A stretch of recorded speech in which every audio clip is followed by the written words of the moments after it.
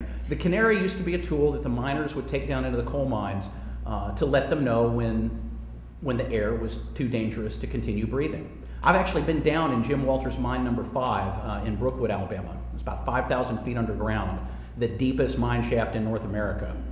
And when we took our equipment in, there were certain areas where we were allowed to go. We could not carry our equipment past the last cross draft, the last crosshatch, because there was no way that they could guarantee there'd be enough ventilation to prevent gases from leaking into our equipment and causing a fire.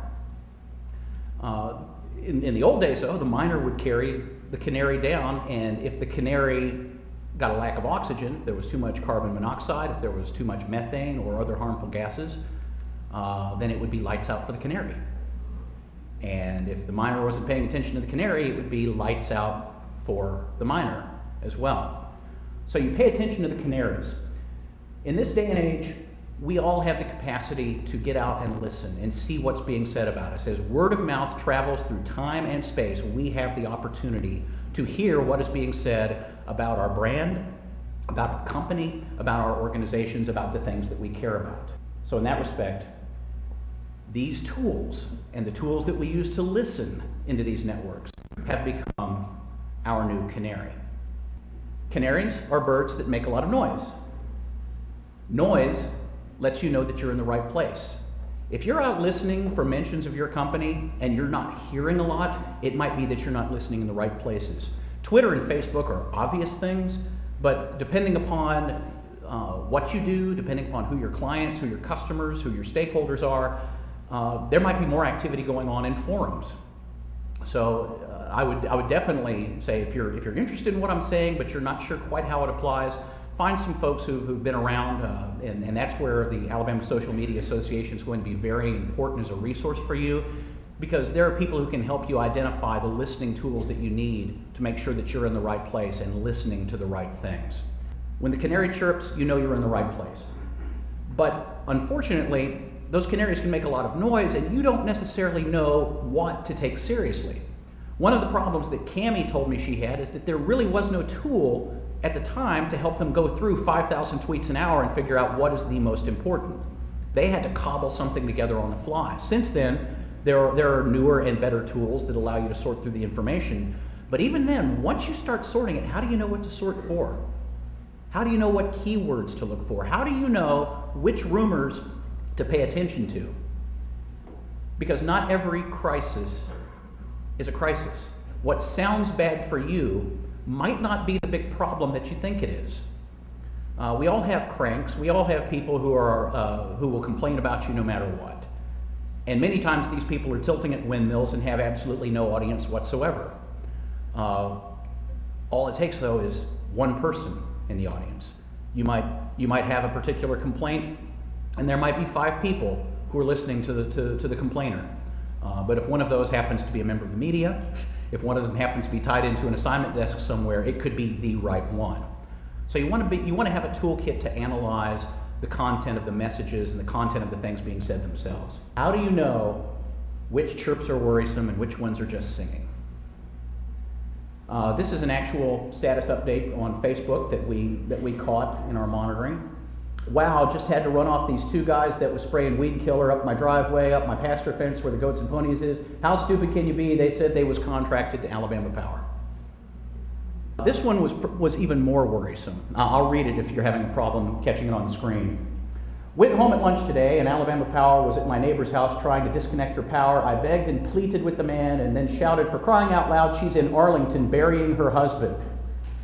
Anyway, he didn't budge, so off I went to pay her bill. My husband assures me my good deeds will soon be noticed. I'm hanging on, but I couldn't see that poor lady's powerless. The turd even followed me to pay it.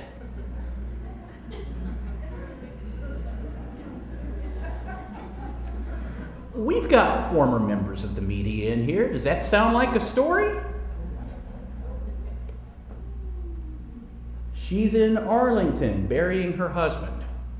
I won't tell you where she is, but I will say that it has one of the highest concentrations of active and retired military in the entire Southeast United States. You think the media in that market wouldn't consider that a story?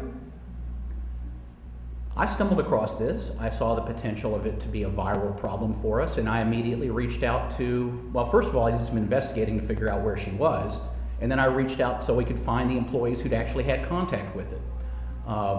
Fortunately, we'd done nothing wrong, but it was nice to go ahead and get those employees debriefed while it was still fresh on their minds and get our side of the story so that if this ever did bubble up and become a media issue, that we would have proper answers for it and not be flat-footed.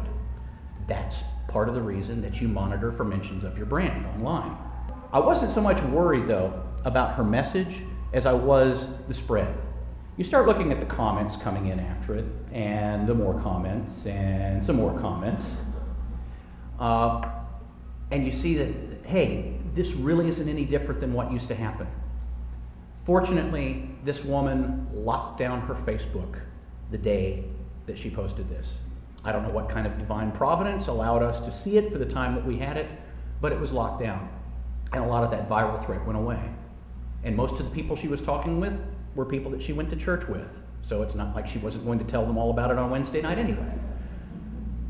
But it's important that you monitor and you be able to assess what's going to be problematic for you. The difficulty is that we really don't have a good formula for that yet. Anybody know what this is? Toomer's Corner. What happened at Toomer's Corner recently? Thank you, Cammie. Al from Dadeville. We all know who Al from Dadeville is. If it had happened at a different time of year, Al from Dadeville would probably be one of the most popular Halloween costumes for the state of Alabama. Al from Dadeville is the mythical caller to the Paul Feinbaum show who called in late January and admitted on live radio across the world that he had poisoned the sacred oaks at Toomer's Corner in Auburn, Alabama, which, if you're not from Alabama, you may not realize is a pretty big deal.